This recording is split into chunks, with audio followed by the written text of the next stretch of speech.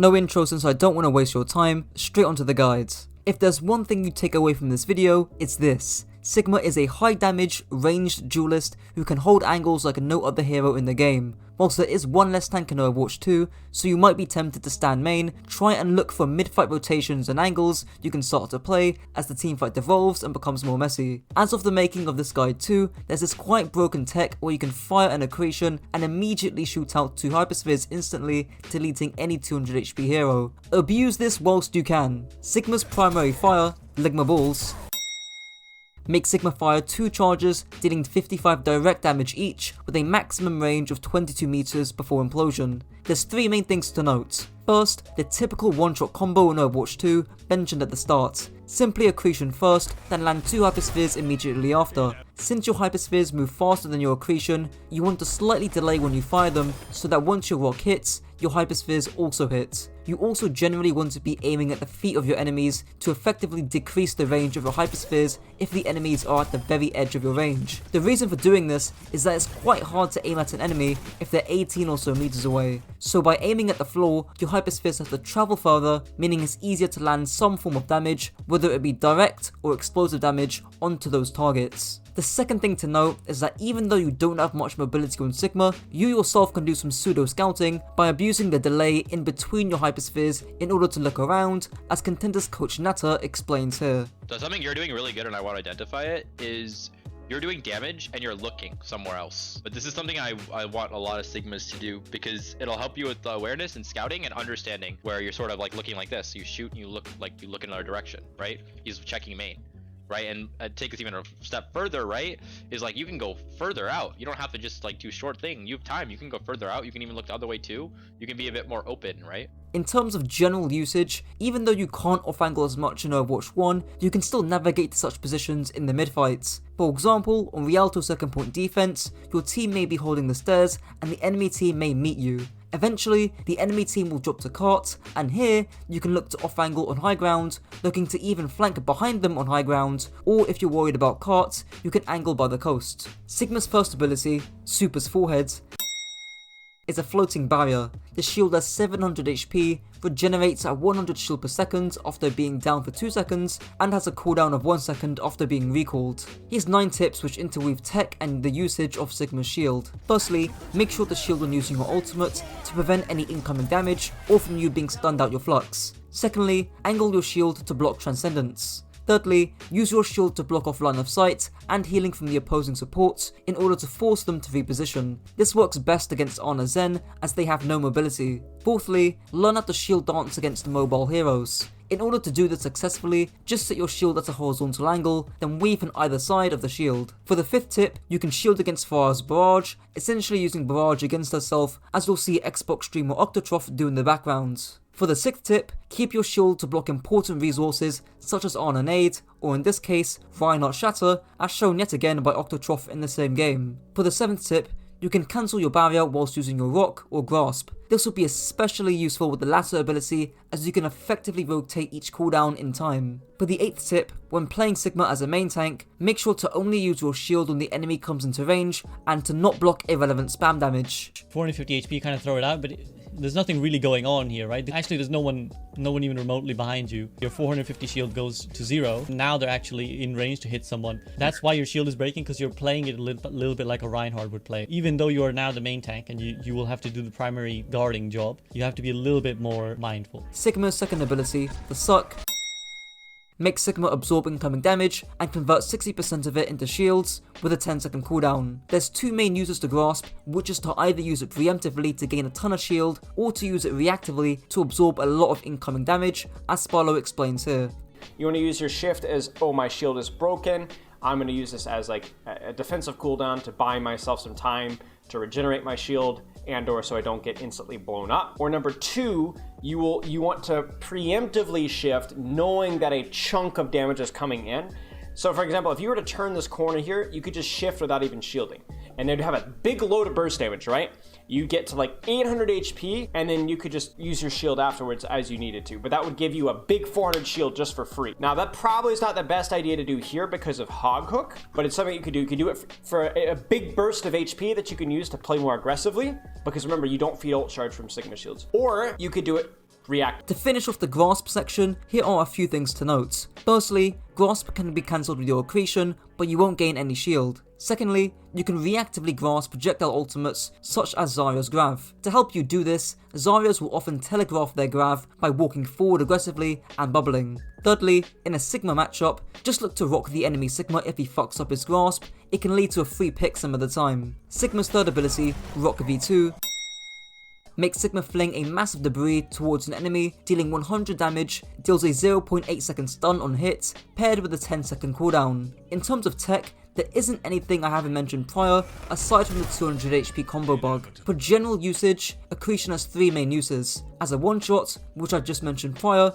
as a failsafe, or as a stun. When I mean using Accretion as a failsafe, I just mean as a way of protecting yourself if a hero like Ramattra, Genji, Winston, Ball, or Reinhardt get on top of you, and as a result, you need to create some distance and deal some damage. If you're getting run over or dove upon, this might be a usage that you want to consider. Accretion can also be used to stun vital cooldowns and ultimates, which is best seen with Moira and Roadhog, as you can save Accretion to stun Breather, Whole Hog, and Coalescence, alongside other ultimates like Cassidy's High Noon or Reaper's Blossom. There is also one additional use, which is for the knockback, using it to elevate yourself to high ground, just like Octotroph did in the same game mentioned prior. This is much easier to do than using as primary fire, although I would still recommend you practicing this in custom games. Sigma's ultimate, the Slam Dunk, makes Sigma lift enemies in a 7 meter radius, lifting them in the sky for 50 damage, then slamming them back down for half of their maximum HP. There's quite a lot of min-maxing with Sigma's Flux, with one piece of tech that, at the time of my first Sigma guide in 2020, nobody even knew. The tech is essentially going underneath your enemy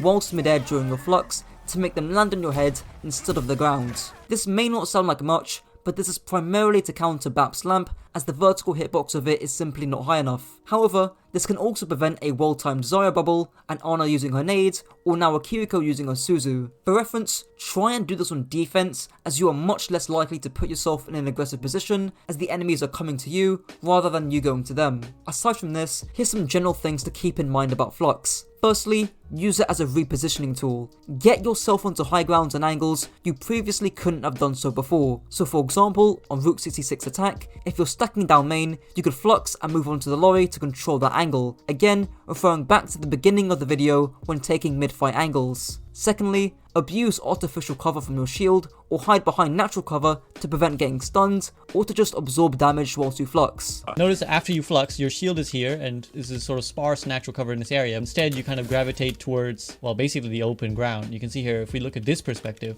how actually exposed you are and how easy it would be for anyone to CC you out of your ult. Thirdly, use Flux to kite away from a dive or a rush composition when they get on top of you. How do you kite as double shield? Well, Gravitic Flux is one of those methods. If you lift people, they can't move, they can't come any closer to you. It buys your team time, it buys them space. It may kill people, at the very least it forces out cooldowns and ultimate. Fourthly, you can use Flux to counter Nanoblade if you're quick enough and can predict where and when the Genji is going to dash to. Just by countering it, you will have made a huge play for your team. And it's actually not too difficult to do it to a Genji. All you really have to wait for is for him to use his first dash. It will take him at least a slash to kill someone. The final tip is a little bit of target priority whilst you are in Flux, and to prevent tunnel visioning onto tanks rather than squishy targets. Remember, your target priority comes down to 2 things: targets who are easy to kill and or are dangerous. You're a little bit over-focused on the enemy Orisa. So you see, in fact, your first thought itself is just to go on the Orisa, even though you've lifted a Mei and an Ana. Ana's actually only lives because of the bubble from her Zarya, which could have potentially have been broken had you and maybe someone else been targeting it. The penultimate part of this guide is to do with positioning, which, as many of you already know, comes down to 4 general rules. Here's NatterOW going through them on Oasis University. Playing this area right over here is just broken. You have distance from angles, so it's very hard for the enemy team to like come at you unless they come from behind, which still isn't that bad. You have insanely good LOS. You have very good rotation options where you can look to rotate more aggressively this way, like this way, go this way. You have such good rotation options, right? And then you've also got, so you got LOS, rotation options, and distance from angles. And you've got a corner. Whereas a lot of people tend to play in here, and the problem with playing in here is you don't have distance from angles. So instead of trying to prevent the engage, right, because distance from angles allows you to prevent the engage because you've got time so you can actually shoot the ball and shoot things before they get on you, right? When you're playing here, right, you're playing immediately to absorb their ball. With broader off-angle positioning, especially in the mid-fight when shit gets messy, look to rotate to off-angles in between fights, as Spilo explains here on Rialto First Point Defense. Hear that? What is that? It's a Widow shot from a flank.